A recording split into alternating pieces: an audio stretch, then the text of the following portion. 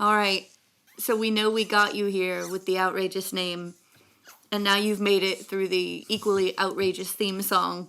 Yes. So I feel that we owe it to you to explain what in the world Lasers, Babies, and Beer is. First up, I'm John. And I'm Dina. And this is episode 1 of Lasers, Babies, and Beer. And yeah, it's just going to be a general podcast. We're not going to be fancy or, it's just two people talking about lasers, babies, and beer. All right, John, hit the laser noise. Go. And then, okay, lasers. Why is lasers in there? Because lasers are fucking cool. Because they're really fucking cool. They are. Lasers are in here because I have one. Yes. Not like a ray gun, not like a mad scientist prop. Yeah. But an actual like laser cutter engraver. And I love it. Mm-hmm. And I'm fascinated by it.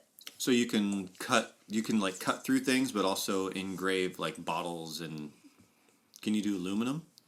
So metal is a bit tricky. Usually if you want to cut metal, you want like a plasma cutter. But there are special chemical sprays that cause a reaction with metal and they'll blacken. It'll make a nice black mark that's permanent. So I can mark them with special sprays. I cannot cut them. Okay. I cannot cut super thick glass, but anything softer than those two things is up for free for all. Why did you buy a laser? Well, I know, but they don't. Because I used to work as a laser operator in a small factory, and it was kind of like, have you ever played that video game Portal? Yes. And it's a great game. So you know how when you get to thinking with portals, and you have to kind of bend your brain to do it, but once you've got it, you're tearing through the puzzles with the portal mindset. I think lasers do the same thing. Once you learn to think kind of in the 2D laser format, you just start to see what you could do with a laser everywhere you go in the world. Okay. And so I have been saving for years, and I finally bought it. It's mine. I own a laser. You had to go to Canada. I had to go to Canada to pick up this laser. Yeah. I wanted it so badly that I drove across international borders. How far away was it? It was a day drive. So it was like an 8-hour drive up into Canada. Well, not including from here to Spokane. To Spokane, yeah. So I happened to be going across the state to see my sister and planned the trip conveniently as a leg offshoot that. So it was more like 13 hours. It was a long drive, yeah. Yeah, there and back. It was worth it. Every penny. Well, now we can do cool engravings. We And just have to now- actually come up with patterns and such. Oh, I can do that. I can do it all. I'm a one-woman laser show. You have no idea. All right, John. So the reason why babies is in the title is because I have a 5-month-old baby girl, and she will be interrupting the podcast pretty regularly because the only time we have to record is time that I happen to be watching her.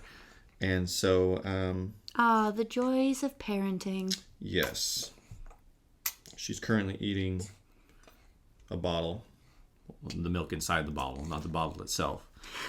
But That would be bad parenting. yeah, So eat you think the it's safe to bottle. say you might be bestowing some new fatherly anecdotal advice upon our listeners from time to time? Possibly, yes. And probably just mentioning weird, stupid things that she does as she grows up, and it'll be funny because she's funny. Pro tip: wipe front to back. She's pretty freaking cute. I agree, but I'm also very biased. All right. And just to clarify, I'm married, and me and my wife have a baby girl together, Which is not me. which is not Dina. And Dina is married to her husband, who does not have babies. No, we don't have any babies. Yeah. We're some of those, I don't know. Maybe we'll have babies someday, but we're one of those childless, newly married couples who's like, Yep. I like my money and my partner, and maybe we'll get to that later. Yeah. So that's the baby segment.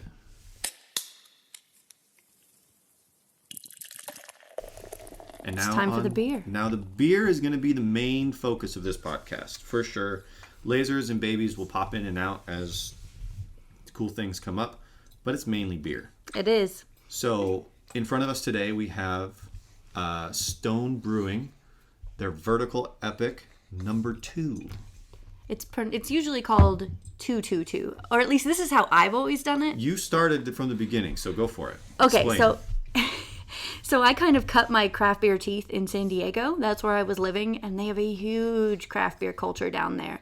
And I was pretty surprised today when I walked into a store to pick out some beers for us to drink while we were recording to find these Stone Vertical Epics on a shelf because they're rare. Or at least they were. It was a giant craze in San Diego. They released one a year from 2002 through 2012, and then you were supposed to collect them each year and then do them in a tasting at the end. Yeah. And they were meant to age in the bottle over that period of time. So like you weren't supposed to buy them and crack them. Some of these you were supposed to buy them and let them sit for for another close year. to a decade. Like it Oh, was. it even says 10 years? Yeah. So the The last ones that- one is 12. So. Okay. Well, the one I saw was, don't open until, I thought they were only about a year out, but I guess that depends on which one. The hype was like collect them all like Pokemon, and then when year 12 got there Okay. to line them all up and do a tasting, and when year 12 got there we had 8, 9, 10, 11, and 12, Oh, nice. but I did not have anything before that, so I did not have 2, 3, 4, 5, or 6, So we're drinking 2. and we're drinking 2 right now, so this is the beginning, and I've never had this one. It's very tasty. It's good. Do you want to talk about how it makes you feel, John? Well, it's beer. And it reminds me of kind of like a Belgian style strong ale almost. Kind of. It's got kind of a goldeny aspect to it. By the way, we know nothing about beer. We just enjoy drinking it. So everything that we say descriptive wise, it's probably going to be wrong, We're going to use our describing words, but we may use them inaccurately. which is part of the fun. So, anyways, just deal with it. And So the bottle is labeled as an ale brewed with orange peel and spices. I do get some orange. all right. Yeah. It's the citrus. Yeah, I do get the citrus in it. But it's nice. I like It's it. nice. My favorite Vertical Epic was 10-10-10. And I'm dying to see. Because these are re-releases for the anniversary. Okay. So I'm wondering if a 10-10-10 is coming. It's going to pop up. Yeah, I'm super curious.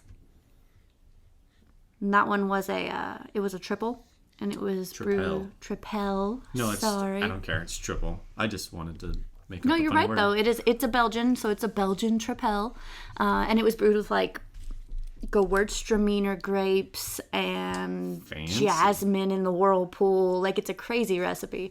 I looked it up because I homebrew, as you might know, and do. I was like, "How do I make this beer? Because it's the best beer I've ever had." And I looked at the recipe and I was like, "Oh my god, It's so I'm many not ready. ingredients. I'm not ready." So many ingredients. So, how did you get into beer, John? So I got into craft beer because Paulsbo has 4 breweries in town. Right. And so everywhere you go, there's a brewery. And so I got to know one of the owners of one of the local breweries pretty good, and just started showing up and drinking beer and learned to like good tasting beer. I used to be able to, Budweiser and Coors and, that kind of style beer.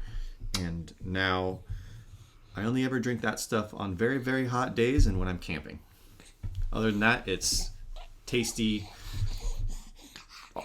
complicated style beers.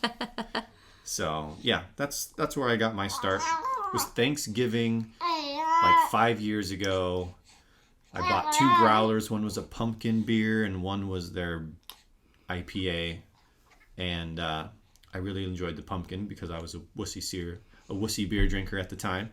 And I mean, I don't think that makes you a wuss. I really enjoy pumpkin beers. I happen to think that even though they've been recently bought out, Elysian is kind of the king of the pumpkin beers because they do, 4 or 5 every year? their Pumpkinchino or whatever one. Punkachino? That's my favorite pumpkin beer of all time because it's pumpkin and coffee. Awesome. I had the Punkachino, but really when it comes to a pumpkin beer, I just like a nice strong pumpkin. I don't feel like I need the coffee. So I always go for the, I think it's called the Great Owl. No, I like it. It's good. Meh. All right, we're going to hit some local craft beer news. Yes. We have pared down a very large list. We actually have a surprising number of breweries here on the Kitsap Peninsula. Well, we made the a list. I have the list. Let me pull it up here real quick. While I'm pulling that up, what's wait. I think I have it. It is right here. So, we live in a place called Kitsap Peninsula. And We're about an hour out of Seattle by ferry boat. yep. And we have roughly, this probably isn't even all of them. These are just the ones that we could think of off the top of our heads without actually Googling anything. Right. We have like 18 breweries within a 25-mile radius. It's crazy. It's pretty good. I was really surprised when I moved back from San Diego. I had expected a complete loss of my beer culture. Yeah. And then I got here, and they've just been opening left and right, and there's breweries everywhere, and it soothes my little heart. That doesn't even include all the cideries and the wineries. Yeah, we didn't even go there. Yeah. So,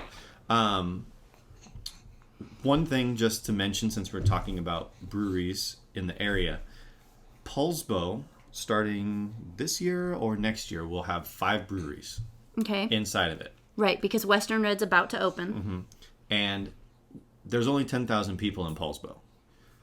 So, Poulsbo, at that point... What you're saying is Paul's Bohemians really like their beer. Is that how we're pronouncing Poulsboites? You live in Paulsbo and I don't, so what do don't you know. usually say? I don't ever mention us as that. So, I don't know. Anyways, what I was going to say was that Poulsbo will have more breweries per capita in the entire country than any other city in the country. That's amazing. Because there's only 10,000 people with Right. 5 breweries.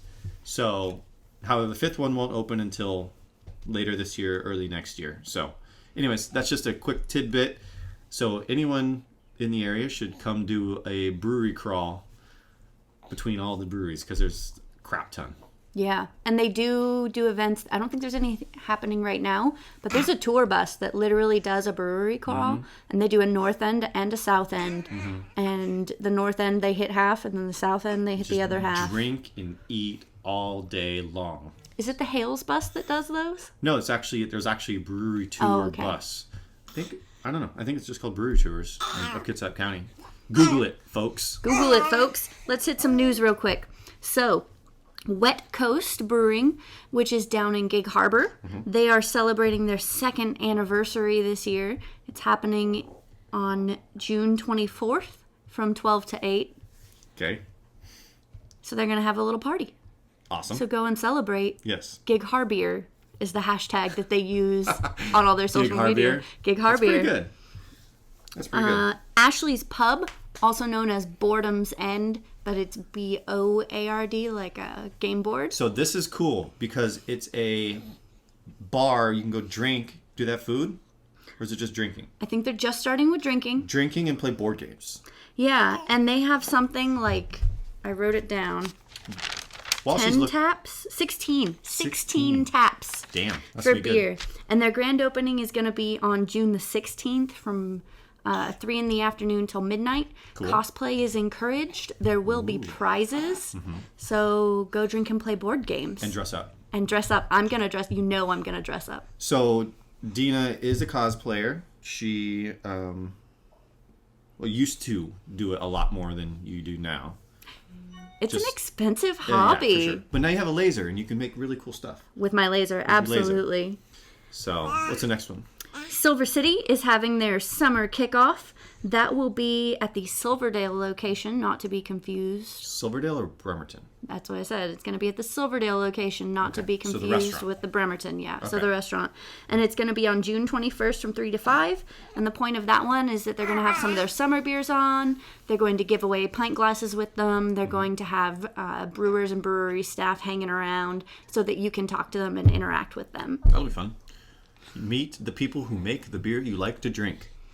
And for anyone who's not in the know, Silver City is kind of like the king on the peninsula. They are the biggest and kind of farthest distributing. And Yeah. it's super cool. They've been in business since the 80s. They've been around a long time. I think it's actually 1996.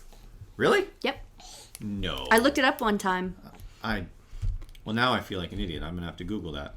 All right, you can Google that while I talk about the Washington Brewers Festival, which is hosted by Washington Beer, which is a great organization that advocates for Washington beer.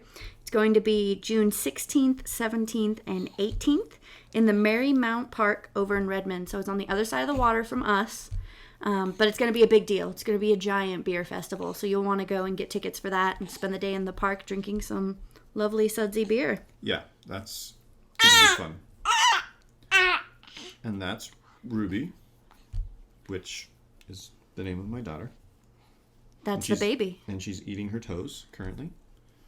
So, yeah, I did want to cover a couple of tap releases while John is Googling. go for it. Der Bloken has put their Russian Overcoat back on. And Slippery Pig has put on their Baldur's Blonde, which sounds pretty yummy. Nice light summery beer. I haven't been to have it yet, but I'm real familiar with Der Bloken's Russian Overcoat, and I do love that beer. Really? Yeah. I really like their cast over. Oh, Cast Over is their flagship beer, Yeah, in for my sure. opinion. I think the best beer, and this is, of course, I don't know anything about beer, but I'm one of those weirdos who really like sour beers. Yeah, explain what one of those things is. Those are crazy. I don't. You want me to explain what a sour beer is? Go for it. Yeah, it's a beer So podcast. yeah, Go a for sour beer, in case you haven't ever had one, is a beer that, like, when you taste it, you get a little bit of pucker to your mouth. It's got a bit of a sour flavor to it. Mm-hmm. And from a brewer's standpoint, it can be caused purposefully or it can be caused accidentally. There's just a certain strain of, I guess you would call it, I don't know if you would call it a bacteria. It's Brettanomyces, to my knowledge, and if it gets into your beer, it'll sour it. And some brewers will put that in there on purpose. You want to keep it really isolated because it will live and be tough to get rid of. So, like, if you brew sours, you have, like, a religiously sour tank, and you don't put anything else in it. So they're a whole different... it. Beast of beer. They are. And Cast Over, one time, there was a batch of sour. That a Cast Over went sour, and they called it Sunshine Sour. And Yes. it was my favorite beer that Der Bloken's ever made. But it was a complete accident, so I And they're can't never ever making have it it again. They're never making it again. So, yes, Silver City opened in 96. So See? you were right. Haha. So we now have to pause the podcast because the baby has blown out of her diaper. So we'll be right back. Well, that was gross. And interesting. She soiled her onesie, but it didn't touch her pants. So it wasn't a full-on maximum explosion. Yeah. She's looking at you super happy, like Yeah. she's proud of that She's very achievement. proud. She's very proud. Back to the news. Or news is over. News is over. News is over. We've developed a special little segment for y'all. So this is for all the cider lovers. Specifically for one cidery. At least for this podcast. For This the episode peninsula. For the So peninsula. I think the most popular cidery on the peninsula is Bushel and Barrel. Is Bushel and Barrel. Yep. And Ruby agrees. they don't have a tap room, so you can only find them ever out and about in the wild. And it's so good, and it makes me sad when I can't find it. So we took a moment to put together this segment that I'm hoping John will make a catchy intro for involving Carmen Sandiego. Where in the world is Bushel and Barrel? So we'll just, save that as the intro, and we're good Oh, to go. good. Yeah. Make sure you auto-tune me so I can be like a famous rapper. I can monster voice you. I don't want to be a Ooh, monster. Alvin and the Chipmunk voice. Yes. I- Perfect. I don't have a lot of control in this situation. So, right now, Barry Bliss has just been tapped at Rainy Days in Paulsbo. Yep. Valhall has on the cherry almond and the raspberry. Valhall Brewing Sorry. specifically, because we didn't go through the big list of That's true. breweries. So, what was the first one? Rainy Days. Rainy Days Brewing is in Paulsbo, Washington, and they have Berry Bliss. And then Valhall Brewing has what? Cherry almond and raspberry. Okay, So 2 varieties there. fancy. And then Dog Days, which is in Bremerton, also has Berry Bliss, so you don't have to drive all the way to Paulsbo. Excellent. Now, they are in a lot more locations than those 3, but that's why it's called Where in the World is Bushel and Barrel, because we don't know. We don't. We just go and hunt on our own, and we find these lovely, beautiful, tasty things. Yes, If you have input on this, if you find Bushel and Barrel, let us know. let us know. And we will provide some sort of contact information in the... The social media is coming. Yes. Just assume that you can look for lasers, babies, and beer with many hashtags and @ symbols and Currently on Facebook. Anyways, what's next? the future. What do we plan to do in the future? Oh, cool. Future. Well, I know think- we discussed lasers, babies, and gin at one point. Yes, so we will be including, what's the word? Not liquors. Spirits. Spirits. We'll be including spirits in special podcasts here in the future. I want to warn you all, though. John's going to make me drink whiskey. I'm not much of a whiskey fan. He says I have to do it, and I'm going to do it for you guys. She's going to have to bring her husband to drive her home. That's what's going to have to happen.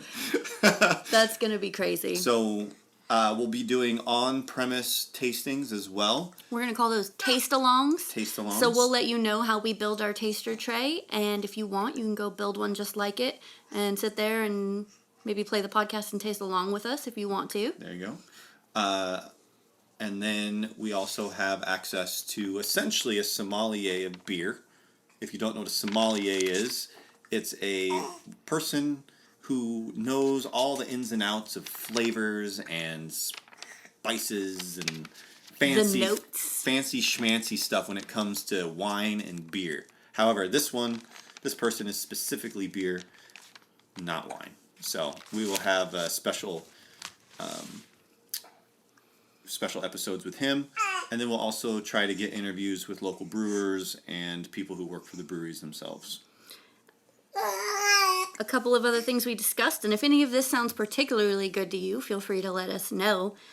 So as far as flights goes, we can do single brewery flights. We could do style flights where we do like a battle of the breweries. We could do blind tastings, like guess the beer, so I can torture John after he makes me drink that whiskey. Maybe we can do No some kind of sours. a point system. You're going to make me drink whiskey. I'm going to make you a flight full of sours. Anyways, the point system, rating certain beers for a winner, like maybe like winter ales, like, you know, this one I think is 4 out of 5, and this one's. But remember, we don't know anything about beer, so it's just personal preference, which is always fun. I mean, I like the things that I prefer. I think most people do. Is that a bias? I think Ruby thinks so. Yeah. You doing okay over here? Yeah? You ready to shut this down? Ruby's ready to shut down the podcast, guys. She's ready to shut it down. Alrighty, folks, thanks for joining in on our first episode of Lasers, Babies, and Beer. We are looking at being a monthly podcast for now, so you will hear from us again in July. July it is. Have a wonderful... We're going to have to come up with a better... We'll need a exit. closing speech. I do feel like it should say, we know that beer is delicious, but please drink responsibly. We'll figure something out. And we don't give beer to the baby, in case anyone was wondering. Yeah, she drinks milk. That's it. Good. And she says goodbye. Bye.